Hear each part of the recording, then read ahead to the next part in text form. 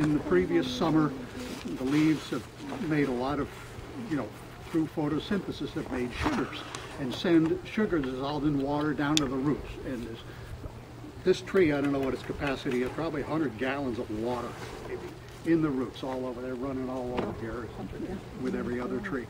And when spring starts to come and you get that first day where it breaks the freezing temperature just barely, the sun hits the buds. The tree has a nervous system. I don't know how it works, but the buds can communicate with their roots. I don't know how they do it.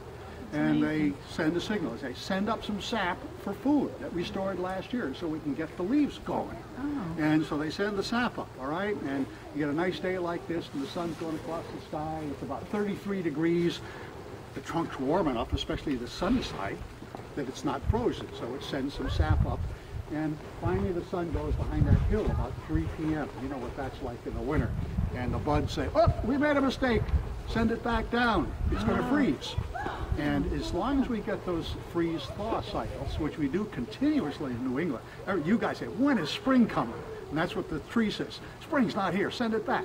Okay? Next day, if we get a sunny day, on a cloudy day, it might not send sap. So you can get a sugar run that's a month long, I guess, or even longer in New England if you get that freeze-thaw cycle continuously. And that's an advantage for the sap collector, because every day he can put his bucket under there, because the tree has extra sap. And I heard a famous story about the sugar trade during the Napoleonic Wars, late 17, early 1800s, when the sugarcane trade from the Caribbean to Europe was totally disrupted because of the naval battles. And the Austrians had heard about sugaring in New England from somebody, and they have a lot of maples in the Carpathian Mountains, so they went there and tried sugaring. Well, spring in Austria must be a little nicer than it is here, except for this year, because they broke the freezing temperature and they got some sugar run. They said, well, this looks good. And they got a sugar run the next day. About a week later, stopped running sugar because it got warm and stayed warm. The weather's a little different in Central Europe than it is in New England. Okay, so it's that yo-yo freeze-thaw thing that keeps the sap going. This year we didn't get much of that, did we? No.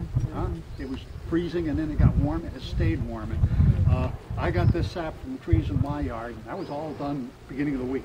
I didn't get any more. Then we got that 70-degree day. The tree had so much sap, he said, all right, start making leaves. And the buds are swelling, they're going to make leaves. Okay? So, but that's what it is. It's the food's nutrient, and they usually store enough in a good summer so that a sapper, like I guess the guy that collects the sap, can put one tap on this tree. This one will stand one. That's an oak tree, that won't stand any, but if it were a maple, you could for sure put 2, probably 3, maybe 4, and not steal so much sap that it would injure the tree. But that's the thing you have to watch. So we finally have our sap all collected here, and so we carry it back to camp.